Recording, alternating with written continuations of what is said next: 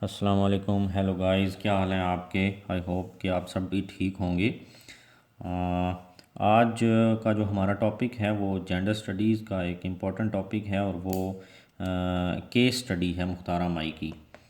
ये case studies आ जाती हैं एग्ज़ाम में, सीएसएस के पेपर में हम सीएसएस के ही पर्सपेक्टिव से हम इसको देखेंगे और स्टार्ट करते हैं मुख्तारा माई की केस स्टडी।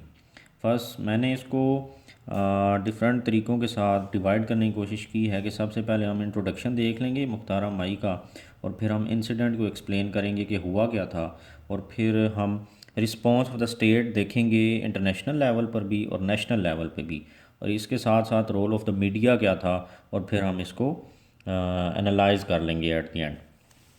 सबसे पहले हमें इसके इंट्रोडक्शन से स्टार्ट करते हैं कि मुख्तारा माई जो थी वो पंजाब, साउथ पंजाब के एक डिस्ट्रिक्ट मुजफ्फरगढ़ से बिलोंग करती थी, और उसके गांव का नाम था Meeranwala. She belong to Meeranwala village, Muzaffargarh district from south Punjab. एक ट्राइब था वहाँ पर, मस्तूई ट्राइब, उसके कबीले का नाम था मस्तूई।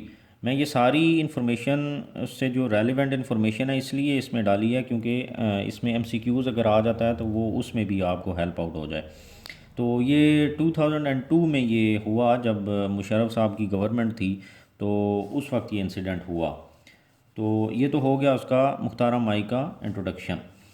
अब हम देख लेते हैं इंसिडेंट असल में हुआ क्या था।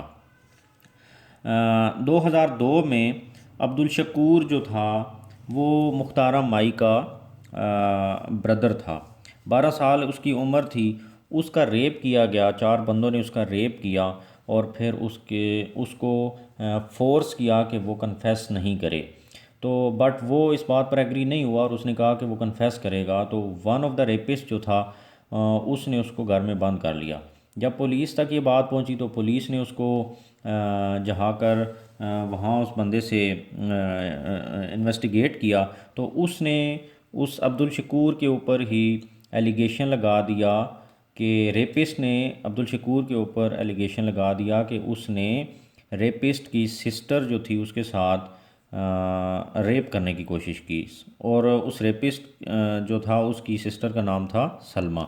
सलमा की उम्र थी 18 साल और अब्दुल शकूर की एज थी 12 साल। अब आपको यहाँ से समझ आ गई होगी बात कि अब्दुल शकूर का पहले रेप किया गया और जब पुलिस ने इन्वेस्टिगेशन की तो उसने अब्दुल शकूर के ऊपर ही इल्ज़ाम लगा दिया, उसके उसके अगेंस्ट एलिगेशन लगा दिया कि उसने उसकी सिस्टर के साथ अफेयर चलाया और उसको रेप करने की कोशिश की। अच्छा, अब ये जब पुलिस ने अब्दुल शकूर को डिटेन कर लिया इस एलिगेशन की बेस के ऊपर, जब डिटेन कर लिया तो बाद में क्योंकि वो ट्राइब्स थे वो इतना ज़्यादा पुलिस और लीगल जो प्रोसीजर है उसको फॉलो नहीं करते, बल्कि वो जिरगा जो होता है, पंचायत जो होता है, उसके अंदर अपने इश्यूज़ को रिज़ॉल्व कराते हैं। तो उन्होंने पुलिस के लिए को दोबारा कांटेक्ट नहीं किया। तो कुछ टाइम बाद अब्दुल शकूर जो था उसको छोड़ दिया पुलिस ने। अच्छा, जब अब्दुल शकूर आ गया तो ये जो एलिगेशन था ये दोबारा पंचायत के अंदर उसके अगेंस्ट लगाया गया अब्दुल शकूर के। अब्दुल शकूर जो था उसने इससे रिजेक्ट किया इनको और उसने कहा कि मैंने ये नहीं किया बल्कि मेरे साथ रेप हुआ। पंचायत जो थी वो न्यूट्रल नहीं थी, वो बाइस थी। पंचायत ने जो अब्दुल शकूर के अगेंस्ट एलिगेशन था उसको एक्सेप्ट कर लिया और उसने कहा कि ये एलिगेशन सही है, इसने सलमा के साथ रेप किया। अच्छा, अब पंचायत ने ये डिसाइड किया कि अब्दुल शकूर जो है उसकी सिस्टर के साथ भी रेप किया जाएगा और 4 बंदे उसकी सिस्टर का रेप करेंगे। और अब्दुल शकूर की सिस्टर का नेम ओबियसली मुख्तारा माई था। मुख्तारा माई को 4 बंदों ने रेप किया पंचायत के ऑर्डर के ऊपर, पंचायत के डिसीजन के ऊपर, और फिर उसको रोड पे छोड़ दिया गया और लोगों ने उसको देखा। अब ये सब क्यों हो रहा था? क्योंकि पेट्रार्कल सोसाइटी थी। पेट्रार्कल सोसाइटी की वजह से वो पंचायत जो थी वो भी पेट्रार्की को सपोर्ट करती थी और उसने इस चीज़ को सपोर्ट करते हुए पेट्रार्की की बेस के ऊपर उसने फ़ैसला कर दिया। अच्छा, जब ये हो गया तो वहाँ पर एक जुम्मे वाले दिन एक मौलवी साहब थे, मौलाना रज़ाक। मौलाना साहब ने मस्जिद के अंदर जुम्मे वाले दिन अपने एड्रेस में ये बात उठाई और उन्होंने कहा कि इस तरीके से पंचायत ने एक इमोरल इलीगल तरीके के साथ एक औरत का रेप करवाया। और ये चीज़ उन्होंने सोसाइटी के अंदर हाईलाइट कर दी। उस मस्जिद के अंदर बीबीसी का एक जर्नलिस्ट, एक रिपोर्टर बैठा हुआ था जिसका नाम था मुराद अब्बास। वो जो मुराद अब्बास था, उसने उस मस्जिद से जब ये बात सुनी मौलाना साहब से, तो फिर उसने इस पूरी स्टोरी को फाइंड आउट किया, उसने कवर किया इसको, और फिर मीडिया इंटरनेशनल लेवल तक ये बात जो थी वो फैल गई। अच्छा, अब ये तो था इंसिडेंट। अब हम देखते हैं कि रिस्पॉन्स ऑफ द स्टेट क्या था। स्टेट ने क्या किया कि मुख्तारा माई, जिसके साथ पहले उसके ब्रदर के साथ रेप किया गया, फिर वो मुख्तारा माई के साथ रेप किया गया, और एक प्लान्ड किस्म का रेप किया गया। जब ये हुआ एक इस्लामिक स्टेट के अंदर, तो स्टेट का बिहेवियर क्या था इसके ऊपर। स्टेट जो थी उस वक्त मुशर्रफ साहब की गवर्नमेंट थी, और मुशर्रफ साहब ने क्या किया कि उन्होंने रिजेक्ट कर दिया इस फैक्ट को इंटरनेशनल लेवल के ऊपर। इंटरनेशनल लेवल पे उन्होंने एक इंटरव्यू के अंदर एक स्टांस लिया। उन्होंने कहा कि it was a pre planned rape, और पाकिस्तानी विमेन जो हैं वो अरेंज कराती हैं अपने rape. Pakistani women arrange A rape for money, nationality and other interest. कि जब वो रेप कराती हैं और इंटरनेशनल लेवल पे ये इश्यूज़ को इमर्ज कराने के लिए कि फिर उन्हें फ़ॉरेन एड मिलेगी और उनको नेशनैलिटी मिल जाएगी पाकिस्तान से बाहर किसी मुल्क में, और बाकी जो इंटरेस्ट हो सकते हैं वो भी उनको मिल सकते हैं। तो स्टेट ने ये स्टांस लिया इंटरनेशनल लेवल पे, किस लिए कि पाकिस्तान की स्टेट जो है, पाकिस्तान के अंदर तो ऐसा कुछ नहीं होता, और पाकिस्तान का सॉफ्ट इमेज प्रोटेक्ट करने के लिए उन्होंने ये स्टांस लिया। और उन्होंने कहा कि स्टेट के अंदर ऐसा इस तरीके का बिहेवियर नहीं है जैसा कि दिखाया जा रहा है। और स्टेट जो है वो तो बड़ी इस्लामिक स्टेट है पाकिस्तान की, और यहाँ पर ऐसे काम नहीं होते। ये उन्होंने इंटरनेशनल लेवल पे स्टांस लिया। नेशनल लेवल पे क्या किया कि नेशनल लेवल पे उन्होंने सपोर्ट किया मुख्तारा माई को, और इवन के 5 लाख रुपये भी उसको प्रोवाइड किए, उसको दे दिए फॉर हर विक्टिमाइजेशन। वो विक्टिमाइज़ की गई तो उसको 5 लाख रुपए भी दिए गवर्नमेंट ने। अच्छा, मैंने ये बता दिया कि इंटरनेशनल लेवल पे क्यों किया, क्योंकि वो स्टेट का इंटरनेशनल लेवल पे सॉफ्ट इमेज प्रोटेक्ट कर रहे थे। ये तो हो गया स्टेट का। अच्छा, ये स्टेट ने क्यों किया, क्योंकि एक पेट्रियार्कल सोसाइटी थी, पेट्रियार्की की वजह से स्टेट ने ये स्टांस लिया इंटरनेशनल लेवल पे। और उन्होंने इसके बजाय कि वो सपोर्ट करें, लॉ मेकिंग करें और दोबारा उनको परपिट्रेटर्स को डिटेन करके उनको सज़ा दिलवाएं, इसके बजाय उन्होंने उसको रिजेक्ट कर दिया और उस सारे के अगेंस्ट चले गए। रिस्पॉन्स ऑफ द सोसाइटी अब हम देखेंगे। स्टेट का हमने देख लिया, अब हम रिस्पॉन्स ऑफ द सोसाइटी देखेंगे कि सोसाइटी ने क्या किया।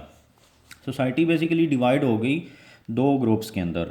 एक वो था जो कहते थे कि Pakistan is an Islamic states and this incident can not happen in Pakistan, क्योंकि एक इस्लामिक स्टेट के अंदर ये कैसे हो सकता है, अवाम ये सोच रहे थे। दूसरा वो ग्रुप था जो कहते थे कि yes it happened in Pakistan, but क्या हुआ, क्योंकि ये रियलिटी है तो उन्होंने इस चीज़ को एक्सेप्ट कर लिया और मुख्तारा मई को सपोर्ट किया कि वो विक्टिमाइज़ हुई है और उसके साथ ज़्यादती हुई है।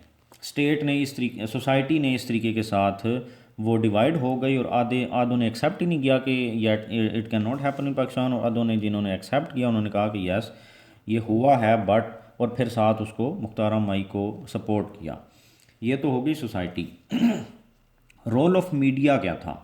मीडिया जो था, जो लोकल मीडिया था पाकिस्तान का, वो तो मुशर्रफ साहब थे और एक पावरफुल गवर्नमेंट थी और डिक्टेटरशिप थी, तो वो कंट्रोल्ड मीडिया था। मीडिया के ऊपर इतना ये नेशनल लेवल पे हाईलाइट नहीं करने की इजाज़त दी गई मीडिया को, जिसकी वजह से पब्लिक के अंदर ये चीज़ इतनी ज़्यादा प्रोलिफरेट भी नहीं हुई, स्प्रेड भी नहीं हुई ये इन्फॉर्मेशन।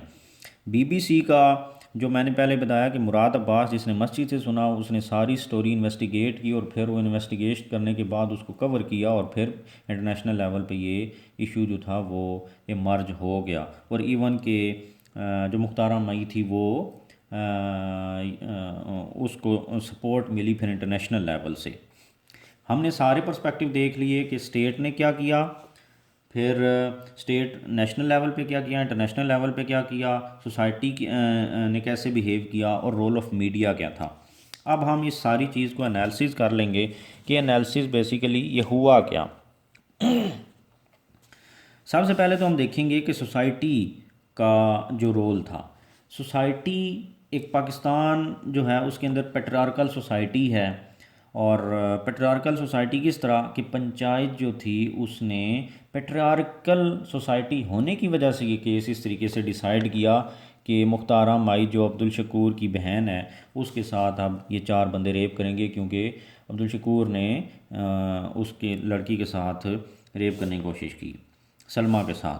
अब ये फैसला क्यों हुआ, क्योंकि पेट्रियार्की थी और पेट्रियार्की ने इस चीज़ को सपोर्ट किया। स्टेट का बिहेवियर भी हमने देख लिया कि पेट्रियार्कल सोसाइटी की वजह से स्टेट भी पेट्रियार्कल थी, और स्टेट ने इंटरनेशनल लेवल पे इसको एक्सेप्ट करने के बजाय और मुख्तारा को सपोर्ट करने के बजाय उन्होंने क्या किया, उन्होंने रिजेक्ट कर दिया और टोटली अगेंस्ट स्टांस ले लिया that it was the pre planned rape.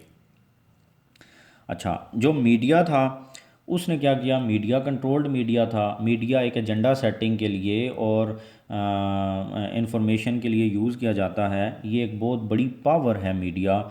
But क्योंकि स्टेट पेट्रियार्कल थी उसने इसको कंट्रोल किया और इस चीज़ को स्प्रेड करने के लिए पब्लिक तक इसको ब्रॉडकास्ट करने के लिए इजाज़त ही नहीं दी गई, जिसकी वजह से मीडिया जो है वो अपना रोल उस तरीके से प्ले नहीं कर सका जो कि उसको करना चाहिए था या कर सकता था। अच्छा, एक तीसरी जो सबसे इम्पोर्टेंट चीज़ है वो ये है कि विक्टिम जो थी मुख्तारा माई जो थी उसने कन्फेस कर लिया। उसने कहा कि मेरे साथ रेप हुआ। हालांकि पाकिस्तान जैसी सोसाइटीज़ जो हैं इनके अंदर क्या होता है कि सोसाइटी क्योंकि पेट्रियार्कल होती है और वो इस चीज़ को सपोर्ट नहीं करती, तो होता ही है कि जिसके साथ रेप होता है वो रेप के बाद अक्सर वो सुसाइड कमिट कर लेती हैं लड़कियां। बट विक्टिम जो थी मुख्तारा माई उसने क्या किया, ट्रेडिशनल तरीके के साथ बिहेव नहीं किया बल्कि उसने कन्फेस कर लिया। जब उसने कन्फेस किया तो उस कन्फेशन ने उसको फिर सपोर्ट दिलवाई। कोर्ट के अंदर जो परपिट्रेटर थे उनको कन्विक्ट कराया गया और डिटेन करके उनको फिर सेंटेंस किया गया। और फिर जो नेशनल लेवल पे उसे सपोर्ट मिली वो भी इसी की वजह से थी। तो पंचायत वगैरह और ये चीज़ें जो थी उसने उसको रिजेक्ट करते हुए लीगल जो जस्टिस सिस्टम था उसकी तरफ आई और उसने सपोर्ट। तो इसका एनालिसिस ये सारा इस तरीके से हमने करना है कि हर चीज़ को दोनों एंगल से देखना है, पॉजिटिव और नेगेटिव। स्टेट ने पॉजिटिव क्या किया, नेगेटिव क्या किया, सोसाइटी ने और पेट्रियार्की ने किस तरीके से सपोर्ट किया इस सारे केस को। इवन के और ये पेट्रियार्कल सोसाइटी होने के बाद पंचायत और पेट्रियार्की ने पंचायत के अंदर अपना रोल प्ले किया, फिर स्टेट में, फिर मीडिया और फिर आगे सोसाइटी में। तो आफ्टर कन्वेशन हमने ये देखा कि कन्फेशन के बाद court convicted a perpetrator and provided her justice. तो ये थी हमारी जो केस स्टडी मुख्तारा माई की। हमने हर एंगल से इसको देख लिया और एक्सप्लेन कर दिया हर एंगल से। तो क्वेश्चन इसी ही आता है 2020 के अंदर जो था वो शर्मीन उबैद चिनॉय के ऊपर क्वेश्चन आया था। इन ये जो केस स्टडीज़ हैं इनमें से किसी के ऊपर भी क्वेश्चन आ जाता है। तो हमने तीनों को एक्सप्लेन करना है। नेक्स्ट लेक्चर में इंशाल्लाह हम मलाला यूसुफजई को देखेंगे। Thank you.